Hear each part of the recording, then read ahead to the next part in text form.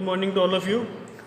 Today we will see our new chapter, that is size reduction. So in that, size reduction or comminution is the process of reducing drug, vegetable and chemical substance into small pieces, coarse particles और fine powder. तो जैसे कि ये जो word है size reduction, इसमें से हमको ये समझ में आ रहा है कि भाई यहाँ पर हम जो करने वाले हैं वो ये है कि जो हमारा प्रोडक्ट है, जो हमारा फार्मास्यूटिकल प्रोडक्ट है, जो हमको मैन्युफैक्चरिंग करना है, either it is in vegetable forms और it is in a chemical form. So we have to reduce the size of that particular drug और वेजिटेटिव प्रिपरेशन. फॉर एग्जाम्पल कि अभी आपको एक घरेलू एग्जाम्पल देकर अगर समझाने की कोशिश करें तो जो टी पाउडर होता है उसको जब कल्टीवेट करते हैं वो, तो उसके वो पहले लीव्स कल्टीवेट करते हैं, है ना, और फिर उसको ड्राई करने के बाद उसको एक पर्टिकुलर प्रिपरेशन में लाने के लिए उसको पाउडर करना ज़रूरी होता है. अगर हम उसको पाउडर नहीं करेंगे तो क्या होगा फिर कि अगर हम उसको पाउडर नहीं करेंगे, उसका कोरस पाउडर हम अगर नहीं बनाएंगे तो हमको वहाँ से जो है वो चाय जो है वो एक्सट्रैक्ट नहीं होंगी वहाँ से. फिर जितनी डिज़ायर्ड उसमें कैफीन है वो हमको नहीं मिलेगा. फिर इसलिए ये नेसेसरी है कि हमको उस चाय के जो लीव्स होते हैं उसको हमको पहले पाउडर करना होता है, उसके बाद हम उसको यूज़ करते हैं. डायरेक्टली आप चाय के पाउडर को ड्राई करके उसको यूज़ नहीं कर सकते. क्यों? क्योंकि अगर हम ऐसा करेंगे तो जितना सपोज उसमें जितना क्वांटिटी उसमें कैफीन प्रेजेंट रहेगा हमको उसमें उतना नहीं मिलेगा फिर वहाँ पर. तो इसलिए क्या है कि हम जो है वो या तो उस चीज़ से आइसोलेट करने के लिए या फिर उस चीज़ को पूरी तरह से डिप करने के लिए, तो इसलिए हम जो हमारा प्रोडक्ट है उसकी साइज़ को हम रिड्यूस करते हैं. तो हम आज ये इंपॉर्टेंस देखेंगे कि भाई क्यों ज़रूरी है साइज रिडक्शन करना हमारे प्रोडक्ट का, क्यों ज़रूरी है, क्यों करते हैं हम, उसका इंपॉर्टेंस क्या है. So the process of size reduction is commonly employed in pharmaceutical industries due to the following reasons. तो अभी हम देखेंगे कि उसमें कौन कौन से रीज़न है जिसकी वजह से हम साइज का रिडक्शन करते हैं. सो उसमें सबसे पहला है to increase the rate of solution in case of chemical substance because reduction of the particle size increases the surface area of action of solvent. देखो भाई, फॉर एग्जांपल कि आपके पास में मैंने दो ऑप्शन रखे. एक ये कि आपको जो शुगर है, खड़ी शक्कर का नाम सुना है आपने? ऐसे बड़ी ऐसी शक्कर जिसके क्रिस्टल्स बड़े होते हैं.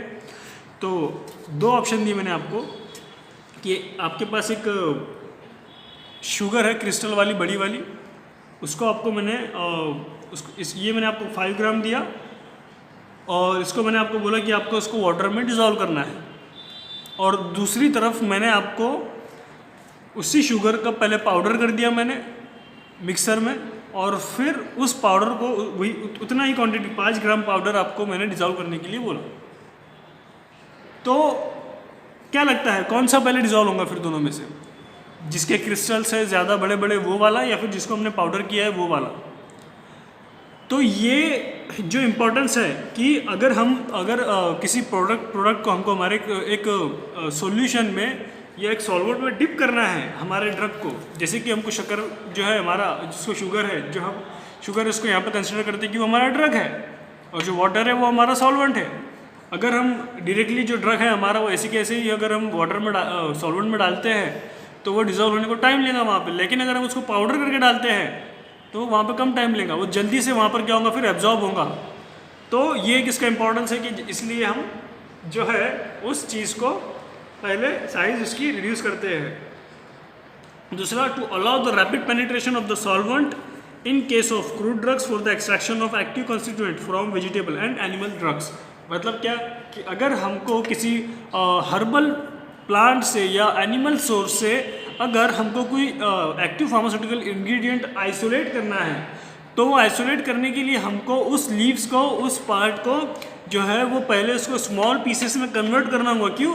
क्योंकि जितनी ज़्यादा स्मॉल पीस रहेगी उतना ज़्यादा जो है वो सॉल्वेंट जो है वो अंदर पेनिट्रेट करेगा, और जितना ज़्यादा वो अंदर पेनिट्रेट करेगा उतना ज़्यादा वहाँ से फिर हमको हमारा जो फार्मास्यूटिकल इंग्रेडिएंट है वो वहाँ से आइसोलेट होगा. इसलिए हम क्या करते हैं उसकी साइज़ को रिड्यूस करते हैं.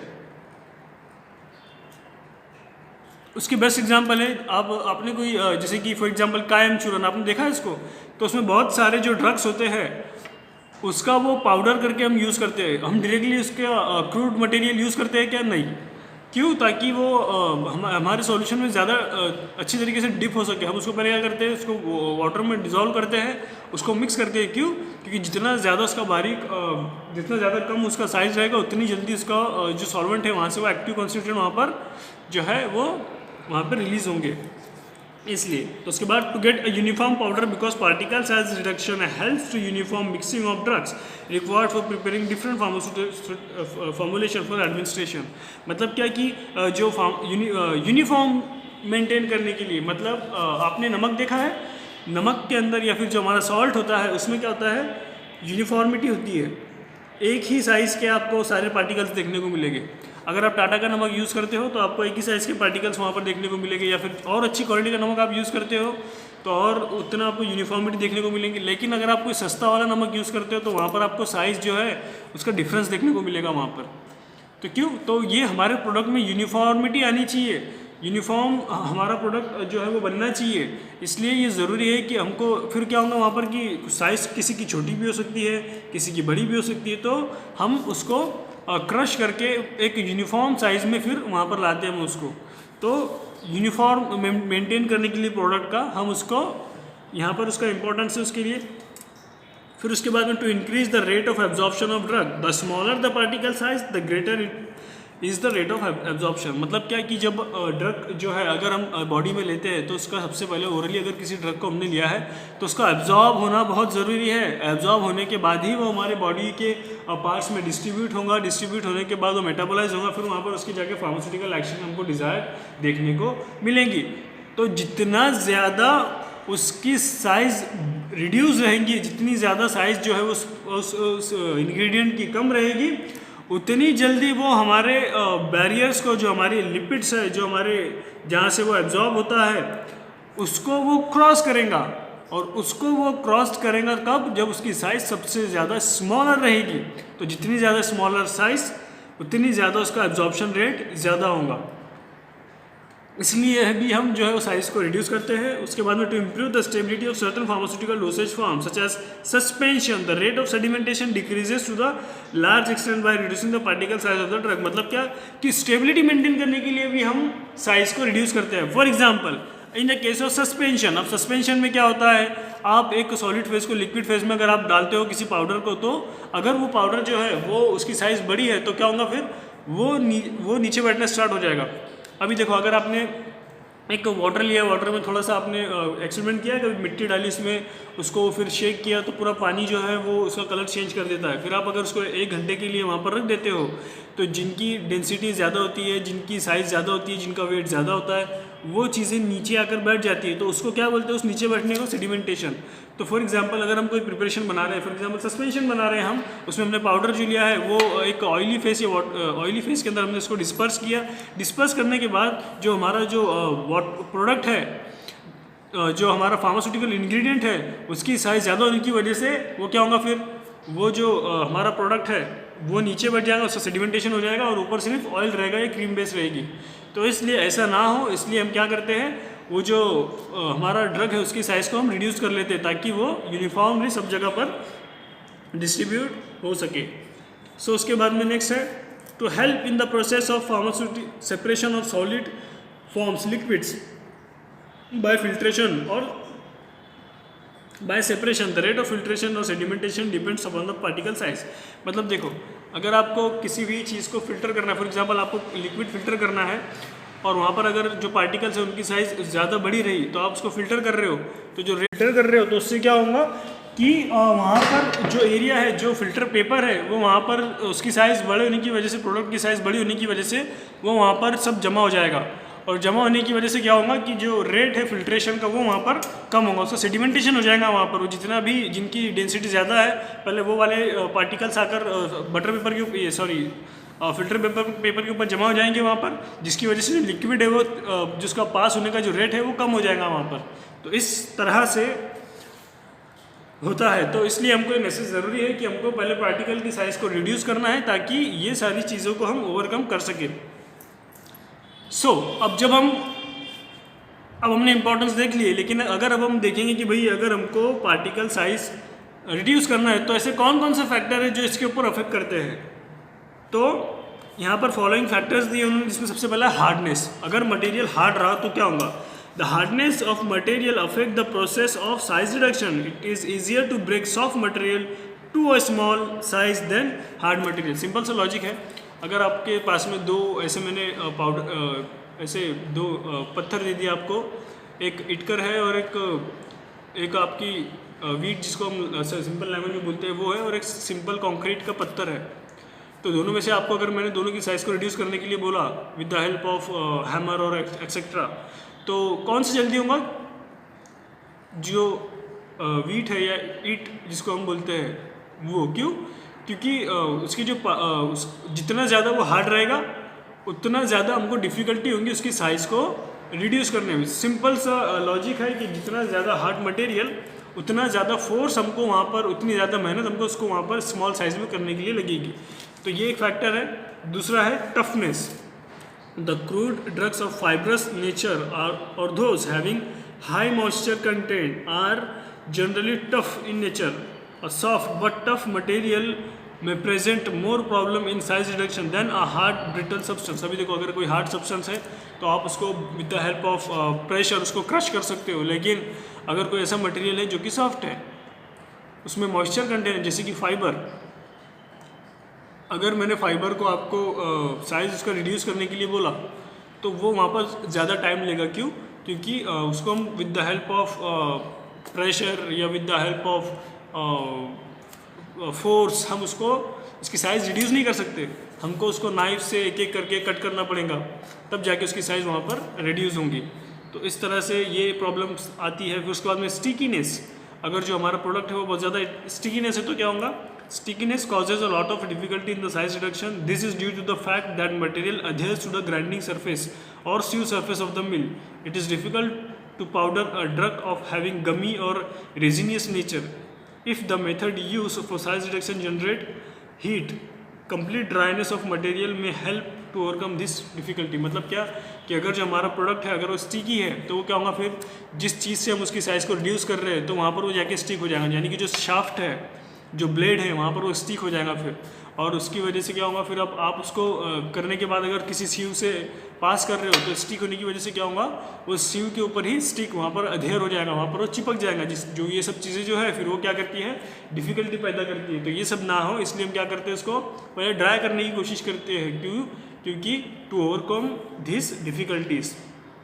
सो मटेरियल स्ट्रक्चर। अब मटेरियल स्ट्रक्चर मतलब कि उसका मटेरियल का स्ट्रक्चर कैसा है वो भी डिपेंड करता है। Material which shows some special structure may cause problem during size reduction. Example, vegetative drugs which have cellular structure generally produce long fibrous particles or in the size reduction. Similarly, a mineral substance having lines of weakness produces flake like particles on the size reduction. मतलब भाई अगर size उसकी जितनी ज़्यादा complicated होगी, for example अगर मेरे पास कोई ऐसे प्लेट है या इस तरह से कोई गोल चीज़ है तो मैं उसको इजीली उसकी साइज रिड्यूस कर सकता हूँ। लेकिन अगर कोई प्रोडक्ट है, फॉर एग्जांपल कोई पाउडर है या फिर कोई मिनरल है जिसकी साइज़ इस तरह से डेलिकेट स्ट्रक्चर है उसका, तो उसकी साइज़ रिड्यूस करने में मुझे वहाँ पर प्रॉब्लम्स होगी। सो मॉइस्चर कंटेंट, उस प्रोडक्ट में जितना ज़्यादा मॉइस्चर रहेगा उतना ज़्यादा हमको साइज़ रिडक्शन के टाइम पर प्रॉब्लम आएंगी। तो इसलिए हम ये नेसेसरी है कि हमको पहले उस प्रोडक्ट का जो साइज़ रिडक्शन के लिए उसका पूरा मॉइस्चर जो है वो पहले हम with the help of heat करके उसको ड्राई करें और फिर हम उसको यूज़ करें ताकि हमको ड्यूरिंग द प्रोसेस किसी तरह का प्रॉब्लम ना हो। उसके बाद में नेक्स्ट है softening temperature. So waxy substance such as stearic acid और drugs containing oils or fats become softened during the size reduction process if heat is generated. This can be avoided by cooling the mill. मतलब क्या कि ऐसे substance जिसमें वैक्सी substance जो होते हैं तो उसको साइज रिडक्शन करने के टाइम पर क्या होता है, वहाँ पर हीट जनरेट होती है जिसकी वजह से साइज़ रिड्यूस नहीं हो पाती। तो इसलिए हमको पहले मिल को कूल करना पड़ता है और फिर उसकी साइज़ को हमको रिड्यूस करना होता है। प्योरिटी रिक्वायर्ड, तो इसमें क्या होता है प्योरिटी रिक्वायर्ड के अंदर, various mills use for size reduction often cause the grinding surface to wear off and thus impurities come in the powder. If the high degree of purity is required, such mills must be avoided. Moreover, the mills should be thoroughly cleansed between batches of different material in order to obtain purity. मतलब क्या कि अगर हमको purity maintain करनी है, for example आपके पास जैसे कि उसकी बेस्ट एग्जांपल क्या है, चक्की वाला। अगर आपको देखा है आपने कभी, वहाँ पर चक्की के अंदर गेहूँ भी वहाँ पर पिसाते हो, वहाँ पर आप बाजरा भी पिसाते हो, आप कई तरह के ग्रेन्स वहाँ पर आप वहाँ पर ग्राइंड करते हो, है ना। तो वो क्या करता है कि पहले जो है वो शाफ्ट को उसको क्लीन करना पड़ता है। अगर आपको बाजरा की अगर आपको ग्राइंड करना है तो उसके लिए पहले वो गेहूँ से पूरा साफ़ करने के लिए बोलता है, या फिर अगर वो बाजरा पिसा दिया तो उसके बाद में आपको वो गेहूँ वहाँ पर डालने के लिए बोलता है। क्यों? ताकि जो क्यों ऐसे क्यों होता है? मम्मी ने कभी बोला आपको कि ये तूने जो आटा आज कोई अगर जाता हुआ घर के ऊपर काम करने के लिए, तुमको पता होगा कि घर में जो आप अगर किसी ने फ्लोर पिसा कोई चक्की पे से आया है और मम्मी ने बोला कि आज जो हमारा आटा है उसका कलर अलग है, क्यों? क्योंकि तूने इसको ध्यान नहीं दिया होगा, वहाँ पर किसी तरह का दूसरा ग्रेन इससे पहले यूज़ हुआ है। ऐसे इस तरह से सुना है कभी? तो इसी तरह से जब हम प्रोडक्ट हमारे ग्राइंडिंग करते हैं, जब उनकी साइज़ हम रिड्यूस करते हैं, जो चक्की वहाँ पर क्या होता है, वहाँ पर भी साइज़ रिडक्शन का काम होता है। जो हमारे ग्रेन्स होते हैं उनको हम स्मॉलर साइज़ में कन्वर्ट करते हैं। तो इसी तरह से फार्मास्यूटिकल इंडस्ट्री के अंदर जब आप एक मिल होती है जिसमें आपको पाउडर करना होता है, अगर आपने फॉर एग्जांपल एक पाउडर यूज़ किया है, पहले उसको ग्राइंड किया है, फिर आपने दूसरा पाउडर यूज़ किया है, तो हो सकता है कि उस जो मिल है उसके शाफ्ट में कहीं पर वो सब पाउडर स्टिक हुआ हो पहले जो हमने यूज़ किया था। तो उसकी वजह से क्या होगा, जो हम नेक्स्ट बैच यूज़ करेंगे उसमें क्या होंगी, वहाँ पे इम्प्यूरिटीज़ आ जाएंगी वहाँ पर। तो वो इम्प्यूरिटी को ओवरकम करने के लिए हमको उसको बार बार क्लीन करना पड़ता है, या फिर ऐसी मिल्स जिसमें इस तरह की प्रॉब्लम्स या इस तरह से कुछ स्टिक होता है अंदर, इस तरह की मिल्स को अवॉइड करना होता है। फिजियोलॉजिकल इफेक्ट क्या है? Some drugs are very potent during their particle size reduction in small in a mill, dust is produced which may have an effect on an operator. In such cases the enclosed mill may be used to avoid dust. मतलब क्या physiological effect कैसे हो सकता है? For example अगर आप कोई sedative hypnotics का ड्रग है, उसके आप साइज़ जो है वो रिड्यूस कर रहे हो और जो है उसको आपने मिल में ऐड किया, और मिल में ऐड करने के बाद क्या होगा वहाँ पर कि मिल में ऐड करने के बाद जब वो मिल चलेगी तो वहाँ पे उसका पाउडर उड़ता है। जैसे आप चक्की में गए तो वहाँ पर देखा होगा आपने कि वो पाउडर जो है वहाँ पर आटे का सब जगह पे होता है। तो इस तरह से मिल कभी अगर पाउडर उड़ रहा है तो वो क्या होगा, फिर वो ड्रग्स आप इनहेल करोगे, फिर वो आपके सिस्टम में जाएगा, और सिस्टम में जाने के बाद वो जो ड्रग है वो तो सीडेटिव हिप्नोटिक है, यानी कि उससे नींद आती है, तो फिर आपको क्या होगा वहाँ पर नवेश या सीडेशन क्रिएट होगा वहाँ पर। किस लिए? ताकि वो ड्रग आपकी बॉडी में वहाँ पर गया है। तो इसलिए इस सिचुएशन में, ऐसी सिचुएशन में हमको क्लोज मिल यूज़ करनी है, ऐसी मिल्स जिसमें ये सब पाउडर नहीं उड़ता। इस तरह से ratio of feed size to product size. To get a fine powder in a mill, it is required that a fairly small feed size should be used. Hence, it is necessary to carry out the size reduction process in several stages using different equipment. Preliminary crushing followed by coarse powder, then fine grinding. मतलब क्या कि ये एक ऐसा process है जिसमें आपको directly आप जो आपका मटेरियल है वो पूरा फाइन पाउडर करने के लिए नहीं दे सकते। आपको उसको पहले क्या करना होता है, उस पाउडर को पहले कोरस पाउडर, मतलब उसको फॉर एग्जांपल आपको मैंने ऐसे कोई मोटा इतना बड़ा इंग्रेडिएंट दिया, जो उसको आप क्या करोगे, फिर उसको कोरस पाउडर, मतलब आप उसको पहले हैमर से जो है उसका पाउडर बनाओगे, फिर उसको आप मशीन में डालोगे और फिर एक यूनिफॉर्म वाला फाइन पाउडर वहाँ से निकालोगे। तो इस तरह से। And next is bulk density. तो बल्क डेंसिटी क्या है? तो the output of the size reduction of material in a machine depends upon the bulk density of substance. तो जो बल्क डेंसिटी होती है, यानी कि बल्क डेंसिटी मतलब क्या कि डेंसिटी मतलब कितना ज़्यादा, जैसे कि बल्क डेंसिटी अगर उसके डिफ्रेंशिएट हमको करना है, तो फॉर एग्जांपल मैंने एक हाथ में एक पत्थर लिया यही साइज़ का, और दूसरे हाथ में उसी साइज़ का जो है वो थर्माकोल का एक उसी साइज़ का उतना टुकड़ा लिया, तो कौन सा ज़्यादा इंग्रेडिएंट भारी रहेगा? जो हाथ में मेरे पत्थर है वो। क्यों? क्योंकि उसकी डेंसिटी जो है वो ज़्यादा है एज़ कम्पेयर टू थर्माकोल। तो ये जो साइज रिडक्शन प्रोसेस है ये डिपेंड है डेंसिटी के ऊपर। अब आपको जब मैंने लॉजिक दिया कि भाई डेंसिटी किसकी ज़्यादा है, पत्थर की एज़ कम्पेयर टू कौन, जो हमारा थर्माकोल है, तो अब मैं दोनों का साइज़ रिड्यूस करूँगा, तो क्या लगता है आपको कौन सा पहले साइज रिड्यूस होगा? थर्माकोल का ज़्यादा फाइन पाउडर होगा या फिर पत्थर का? तो ये जो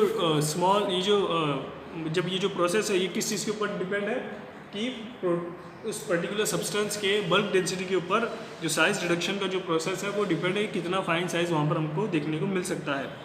सो मेथड्स ऑफ साइज रिडक्शन कौन कौन सी है वो हम देखेंगे next. The following are the methods of size reduction in which different mechanism are involve. So cutting, compression, impact, attrition, combined impact and attrition. तो 5 मेथड है साइज रिडक्शन की। अब जो नाम से इंडिकेट कर रहे हैं वो जैसे ये कटिंग, कंप्रेशन, इम्पैक्ट, तो हम इसको एक एक करके देखेंगे कि भाई कटिंग में क्या होता है, कंप्रेशन में क्या होता है, इम्पैक्ट में क्या होता है। आपको नाम याद रखने, अगर आपको इनके प्रिंसिपल्स याद रखने हैं तो आप ये जो नाम है अगर इसके मीनिंग भी आपको पता चल गए, जैसे कि कटिंग, अब कटिंग बोलने के बाद में आपके दिमाग में आया कि भाई किसी चीज़ को कट करना, तो सिंपल प्रिंसिपल है कि आपको वहाँ पर प्रोडक्ट को शाफ्ट की मदद से कट करना है।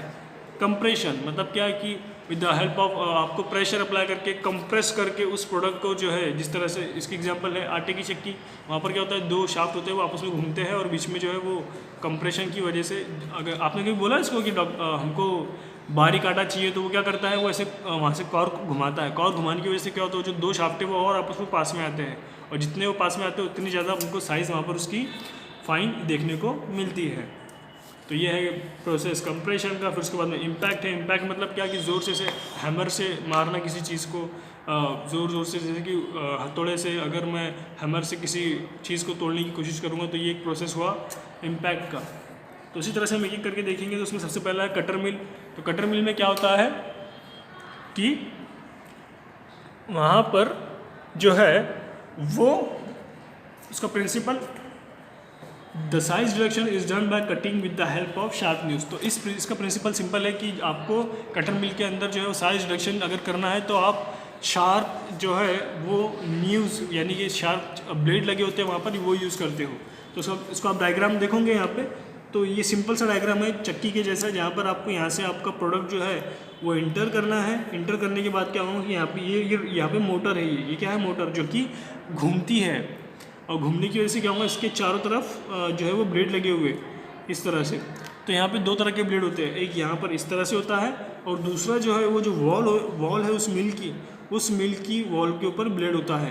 तो जिसको हम क्या बोलते हैं, जो वॉल के ऊपर होता है इसको हम स्टेशनरी न्यूज़ बोलते हैं और जो रोटेटर के ऊपर जो नाइफ्स होते हैं उसको हम बोलते हैं रोटेटिंग नाइफ्स। और जब ये रोटेटिंग नाइफ्स घूमते हैं तो ये जो मटेरियल यहाँ पे इस तरह से होता है तो वो क्या होता है फिर वहाँ पर उसकी साइज़ रिड्यूस होना स्टार्ट होती है और यहाँ से फिर प्रोडक्ट हमारा नीचे की तरफ हमको फाइन उसकी साइज़ देखने को मिलती है। तो कंस्ट्रक्शन क्या है उसका, there are 2 types of knives which are fitted in this mill, these are stationary knives and rotating knives. तो स्टेशनरी नाइफ्स मतलब जो कि उस वॉल के ऊपर होते हैं और जो रोटेटिंग होते हैं वो जो रोटेटर के ऊपर फिक्स होते हैं।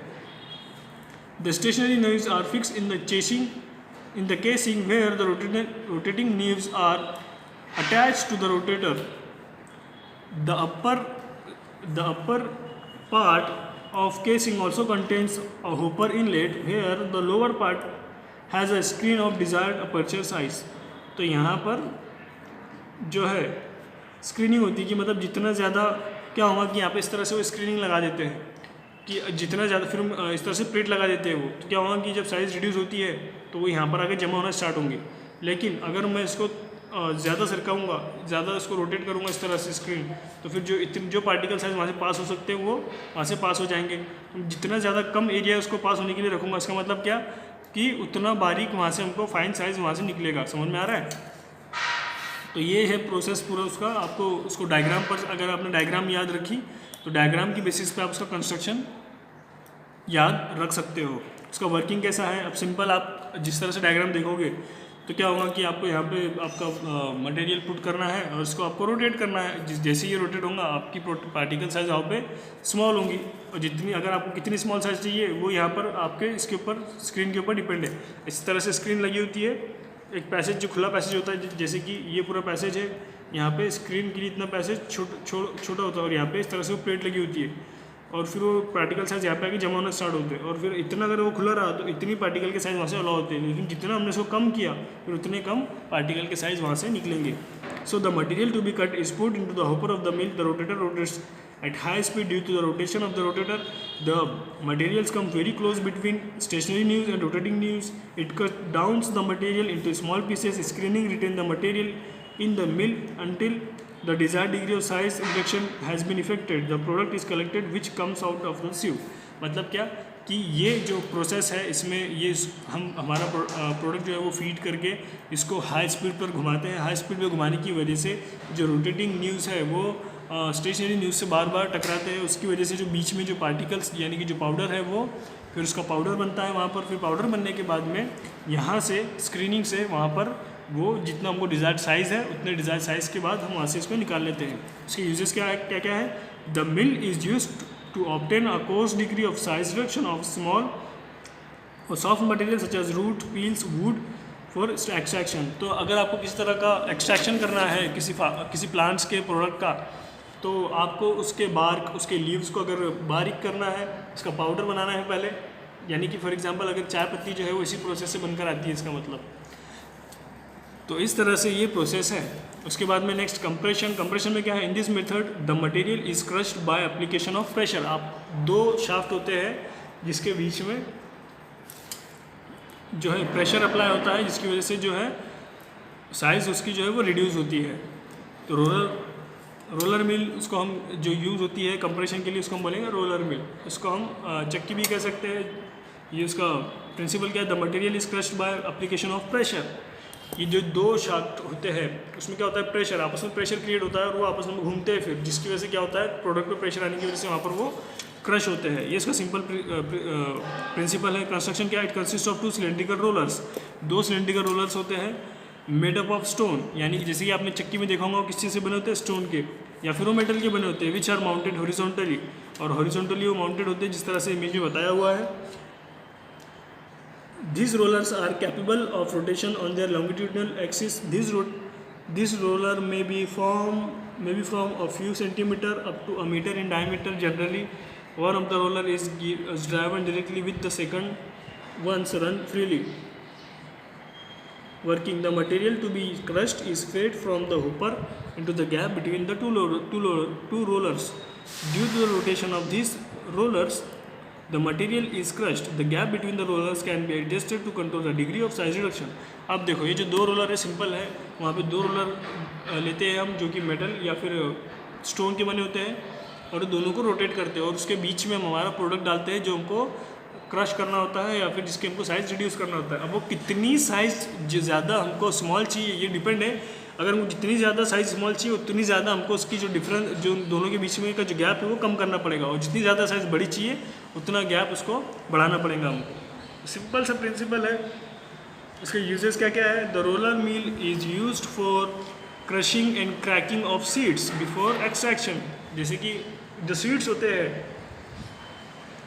अगर किसी सीड्स से हमको प्रोडक्ट का एक्सट्रैक्शन करना है फॉर एग्जांपल आपको ग्रेन्स है गेहूँ है उनको रोटी बनाने के लिए पहले आपको उसका आटा बनाना है तो आप क्या करते हो फिर चक्की में 2 जो शाफ्ट होते हैं उसके बीच में से आप उस ग्रेन्स को पास करते हो ताकि उसका वहाँ पे पाउडर हो सके. तो इस तरह से ये प्रोसीजर है जिसकी वजह से क्या होगा जितना ज़्यादा बारीक पाउडर रहेगा उतना ज़्यादा जो सॉल्वेंट है यानी कि जो पानी है उस आटे में जाकर जितना बारीक आटा उतना ज़्यादा सॉल्वेंट वहाँ पर जो है वो पेनिट्रेट करेंगे उतना ज़्यादा सॉल्वेंट उस आटे में जाएगा और जिसकी वजह से फिर उतनी अच्छी तरीके से हमको फिर रोटी देखने को मिलती है. नहीं तो फिर रोटी की जो साइज़ है या उसका जो थिकनेस है उसमें भी फिर डिफरेंस आता है वहाँ पे. तो ये सब चीज़ों की वजह से हम इस मिल को यूज़ करते हैं. नेक्स्ट है इम्पैक्ट. तो impact occurs when the material is more or less stationary and is hit by object moving at high speed or when the moving particle strike a stationary phase. In either case the material breaks into small pieces.